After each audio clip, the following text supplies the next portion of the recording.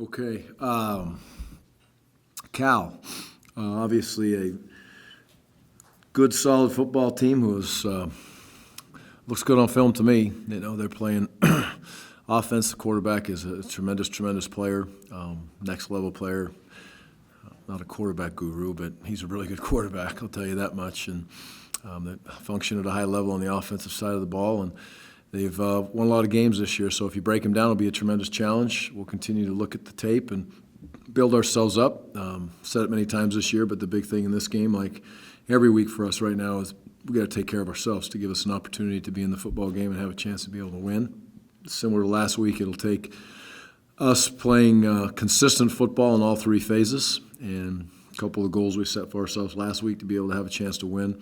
You know, we didn't obtain those goals, and it cost us. So another great opportunity for this team. These kids will continue to fight, and they know what's out there now. They've got 3 weeks left, or 3 games left, and they're looking forward to the opportunity to go out and competing, and I believe that they will get that done. And we're all on check to see exactly how we are going to react in these situations, from every coach to myself and every player. So we'll all be watched very closely by my eye, and I'll watch myself very closely as we go through these next 3 games.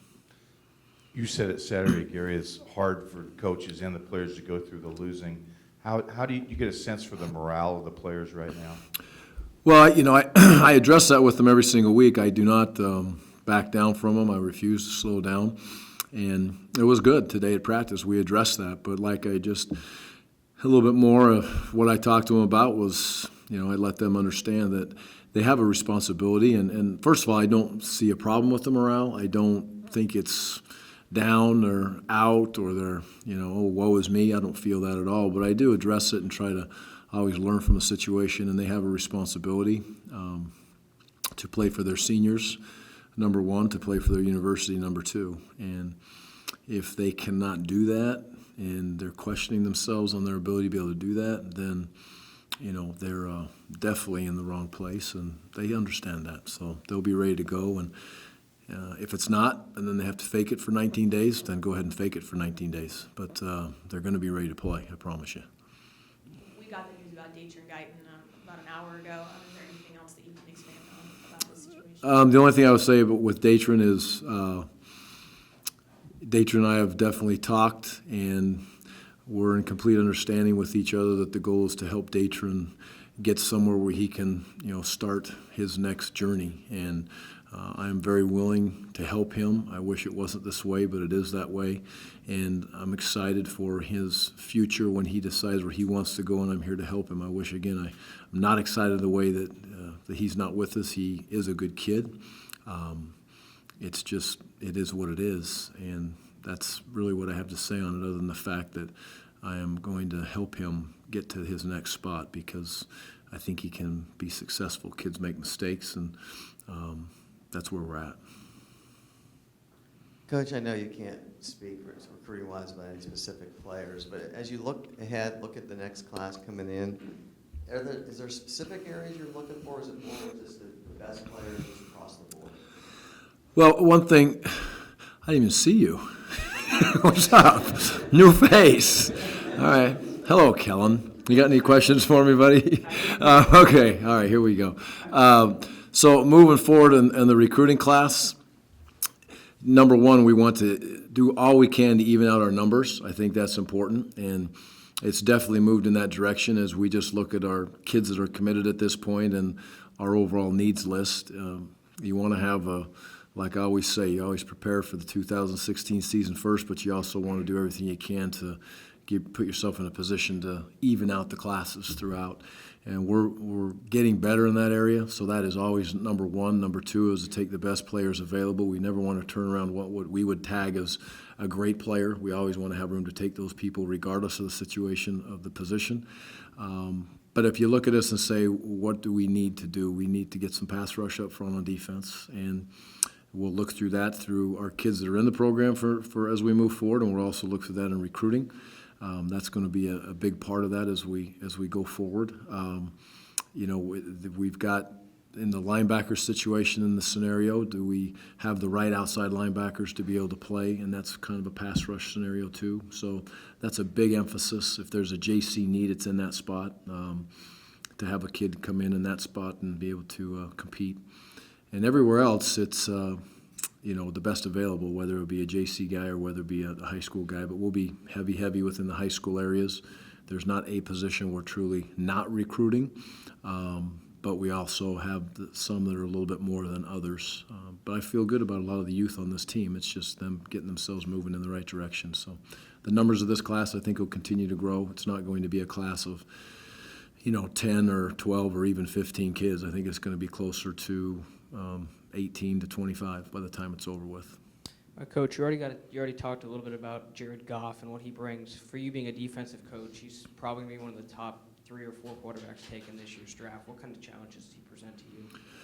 Well, he's what you want in a quarterback. He's very, very smart. He's grown within the scheme. Sonny always has quarterbacks that are very good. When last time I played against him at La Tech, it was for all the marbles, and it was a big-time game. They had a very good quarterback then, too. And they fit the system. They spin it around very good. But if you just look at Jared, he can make all the throws. It doesn't matter. He has the soft touch throw. He can throw the deep ball.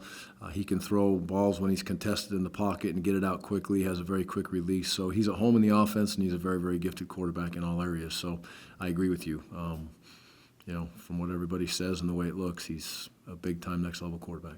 You actually just mentioned it. Talk about your relationship with Coach Dykes and how far back you guys go. Do you have a good relationship? Do you guys talk at all? We don't really talk.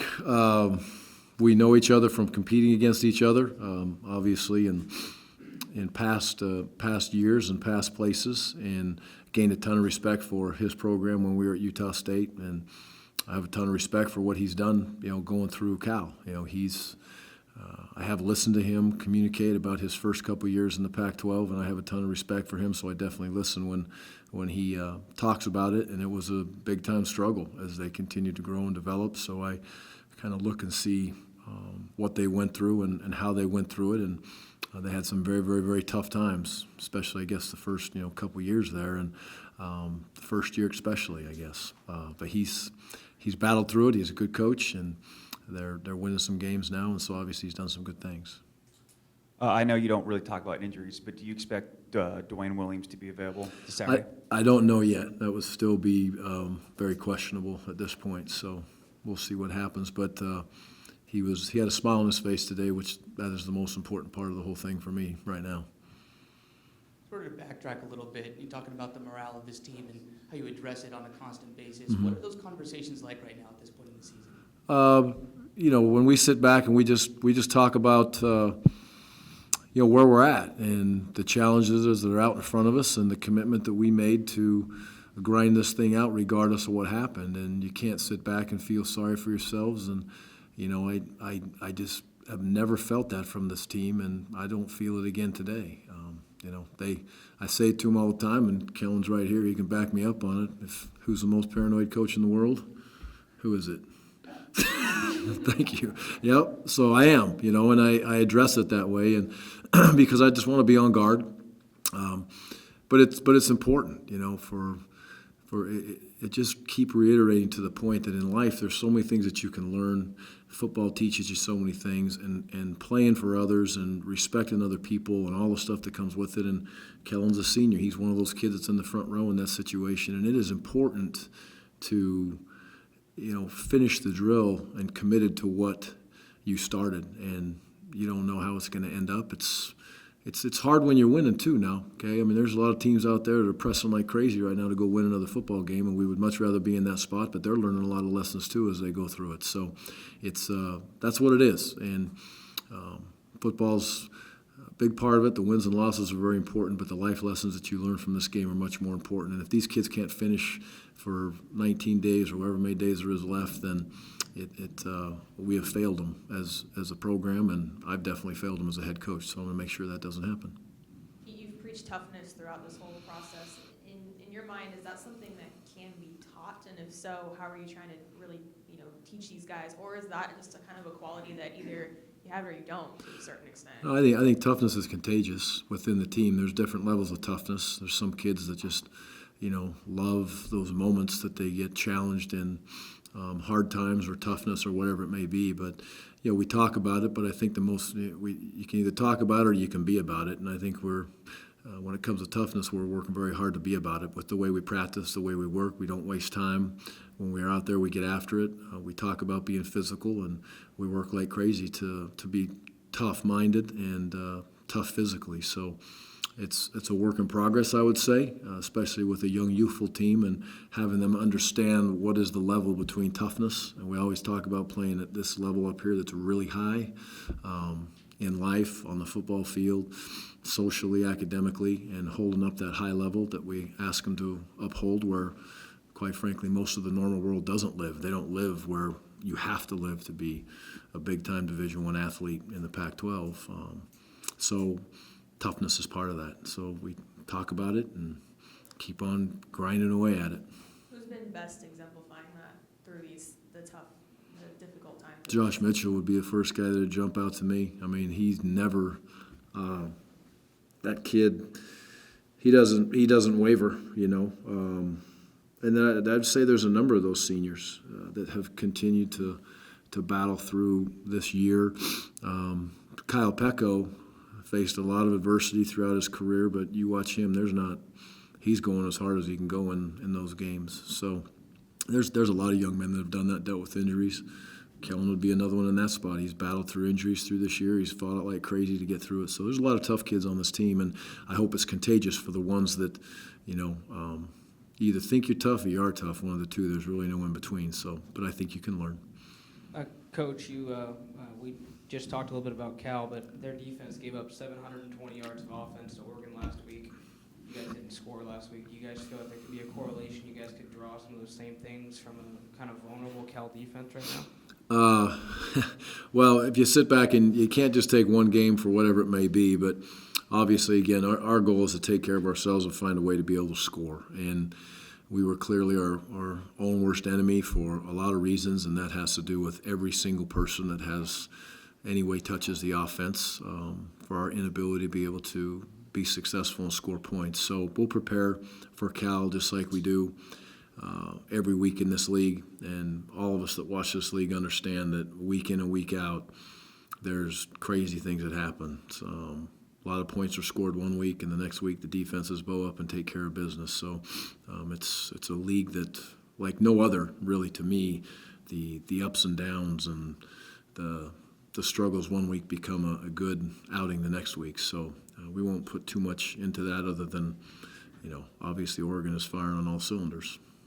You kind of just talked about it with Gina, but what are your priorities as you guys try to finish out this season? It's your first year, you're still trying to lay some groundwork. What are kind of your top priorities moving for the rest of the season and into the offseason? So again, send those seniors out. So I really want them to be able to walk out of here with their head held high and their chest puffed out, saying, I'm very, very proud I was a Beaver, and I'm looking forward to the future. And we've told them that, and we'll be back together one day, and the seniors all know when they're going to come back, and we're going to have a special day with whatever team that is and whatever moment that is. But this crew of seniors has been fantastic for me, and I owe them a ton. And there's good times ahead of us, but we have to finish this drill and play for them. We need to expect to win again and again and again. That's what we have to do. If we do not do that, then we're starting back at ground zero, and I don't suspect that will be a problem either. And then we want to have some fun, okay? This is still a game where you have to be able to walk out there, put a smile on your face, and let it rip, like I tell them every week. So we'll go out and do that also, and we are going to enjoy each other because this is a fun team to coach, and when it's all over with, I'll miss these kids. And Coach, I noticed Jalen Bailey in the last couple of games got on the field for the first time this year, and I know he came here without much fanfare and things like that. But is he an example of someone staying with it, what can happen? Yep, Jalen is for sure. He's that. He got in this last game and he ran 4 or 5 plays that, or however many reps he was in there. I don't know the exact number of those reps, but he executed, and he didn't get a rep of it in practice. He spends some time over with the scout team. He comes over and spends the time that he does offense, but he takes the mental reps and does a great job. And when the moment came up and his number was called, he jumped in there and did a good job. So it's I'm sure it's rewarding and fun for him, and it's great to see on our part for sure. Josh Rosen and Jim Mora the other day mentioned that they said there was some confusion, or that the defensive line for you guys was doing the cadence or something like that. Did you hear those comments? And if so, do you have any response to that? Well, if you watch how we play defense, we've moved the same way for the last 5 years. It was taken away from us in one game this year, and the officials have come back and told us exactly how we can do it. I keep the piece of paper in my pocket to let anybody that would like to read that rule, and they can surely read that rule exactly how it's been given to me from the Pac-12. I could share the old WAC piece of paper with them. I could share the Big Ten piece of paper with them if they'd like to see that also. It's within the rules. If we can't say move and our defense can move side to side, then I would suppose the offense should not be able to go on two. The offense should not be able to motion. We're not gaining any more an advantage than they're gaining by doing what they're doing. So that's how I see it. And it's been going on for years, not just one game. And then Gary just mentioned a guy like Jalen Bailey getting in the game. You're obviously very thin at running back right now. You're also really thin in the secondary, which we talked about before. What's the bigger concern right now as you kind of go into the last 3 games? I don't have a bunch of concerns, especially after I get back and I'm with these kids. Last night at 4 o'clock in the morning, I had more concerns than I have right now. But once I get back and I'm around these kids, they bring me right back, and they've done that my whole coaching career. They're the ones that keep me going and keep me digging and keep me fighting. I'm excited about the week of practice. There's a couple kids on an injury standpoint that I was worried about over the weekend, but they sounded good on their text messages when they fired back at me, and I was able to see Dwayne today and look him in the eye, and he looked good to me. So we'll be okay. They're going to getting the depth, if you just talk from a football standpoint, yeah, that's important. And when you got down to 2 corners at the end of that game, that's a little bit scary. If you have another one go down, I don't know who it is, okay? Coach Odom is definitely not in shape to go out there and play corner. So, but we'll be all right. We'll get the kids back, and we'll have plenty to go out and play, and I'll expect them to play well, and they'll expect to play well too. So I'm excited about the week, and it's been a struggle.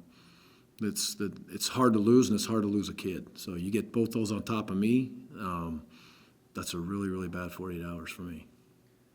Coach, you mentioned this after the game. I didn't hear it, read the quotes, but when it was 10-0 late in the second quarter and you guys were fighting still, you had UCLA pinned, the atmosphere in the stadium, you commented on that. Could you maybe elaborate a little bit what that meant to you, and that with the rain falling and all of that, just how special that moment was? Yeah, it was, there's been a few of those moments that have caught me this year on what can be and where we're going. And, I would say caught those moments with this team on the road at Washington State when they went the second half. And it was one of those moments that I caught right there for just, what you can foresee. And I talked to the kids in the team meeting about this today, and I walked them through the same thing I'll tell you right now. I mean, it's a big time. It's as big time as it gets, and I've been fortunate in this profession to be able to be in some big-time moments and big-time spots. And that feeling in that stadium at that point when we got them backed up with the punt, and, it's a big-time opponent, and we're playing pretty well at that point, and it just felt like, yep, this is why you do it, and this is why you want kids to get into this moment. And unfortunately, we couldn't make that moment last very long, but, it's a powerful, powerful stadium that we have with great fans, and I'm excited to get to the point to where, they're like that for a full game, and then at the end they get rewarded. That drives us all. You've already mentioned you want to send Kellen and the seniors out the best possible way.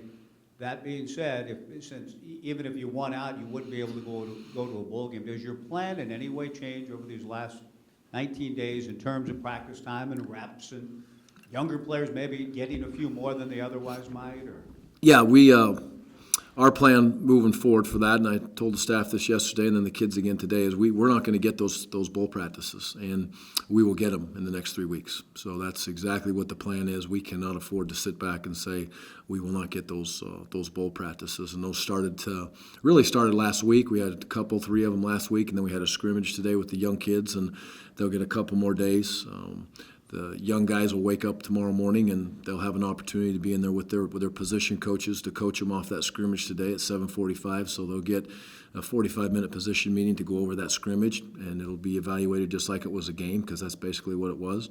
And then we'll go out and get some individual time, and so we will get those 15 practices in with those young kids as we move through. And this time of year we can do that because, our older kids are out there for the time they are. Practices are not as long this time of year as they were, 2.5 months ago. So we're within the rules, and we're going to take advantage of right up to that, that 20-hour mark. So maybe 1:59 and 58 seconds. We'll chop it off, but not much before that. Coach, unless Kellen has a question, I think. You're good, Kellen. All right, buddy.